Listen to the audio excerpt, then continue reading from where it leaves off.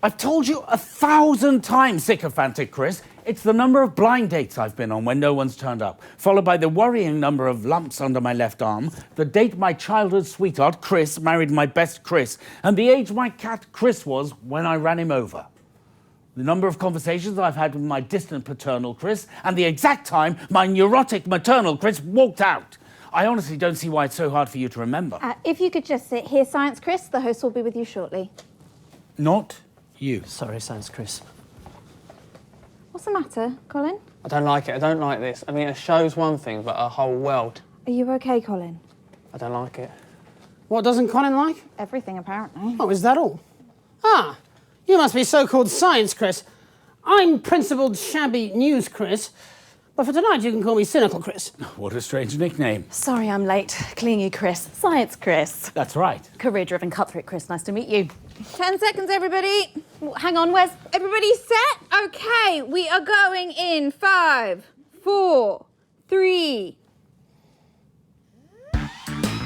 Good evening. I'm outdated, ill-tempered News Chris. And I'm charismatic sellout Chris. It's the 13th of March 1985 and this is a Channel Chris special event hosted by your national nightly Chris team. In a laboratory nestled in the sleepy hills of Chryslerberry, Science Chris and his optimistically named Happiness Chrislective have been working on a secret project. They claim their Chrisphoria device will raise overall happiness levels throughout the country. Tonight, live on Channel Chris, we'll be putting that claim to the test. We'll be in and out the schedule throughout the evening, with our team of roving Chris's standing by up and down the country to report live on whether the device has brought a smile to your faces. We'll have Chris's from the world of science, politics and entertainment, and of course those all-important results. So don't move that dial. Stick with Channel Chris all evening as we bring you The Night of Smiles. Okay, that's about 30 seconds back. Has anyone seen Big Chris? It's not like him to be late. You worry too much, floor manager Chris. He's not missed a show yet. It's only a matter of time. Well, I certainly hope not. I was promised that he would be here for the big button press. I'm sure he'll be here. Oh, fuck. Sorry. Late. Oh, those fucking stairs. Oh, not used to these legs. See, just in time. We're going live in 5, 4, 3. Welcome back. In just a few minutes, the impressive machine behind me will be activated in the first ever mass test of its type. But before then, here he is, everybody. The man himself, Big Chris! Oi! Couldn't miss the big button push, could I, sycophantic employee Chris? Right as always, boss. Yes, thank you for joining us, Big Chris. But if we might turn to the man behind this experiment, Science Chris, I'm told it's also a pleasure to have you here. Yes, thank you. So, please, walk us through the aims of the Happiness Chrislective and what the Chrisphoria device will do for the country. Well, it's not too complicated to understand, really. We are all Chris. We know this and we accept it to be true. And thus, despite our various comical differences, on a fundamental level, we are all the same. Our device utilizes this link to tweak our collective emotional frequency to create a joint feeling of elation. And with happier Chris's, there will be, of course, a happier world. And I'm sure all of this comes at a great expense to the average tax-paying Chris, am I right? Sorry, predictably disagreeable Chris. I'm just going to quickly jump in here, mate. Go ahead, Chris. Obviously, brilliant work. Good stuff. But theoretically, what would happen if someone were to, I don't know, switch around the wires in the relay?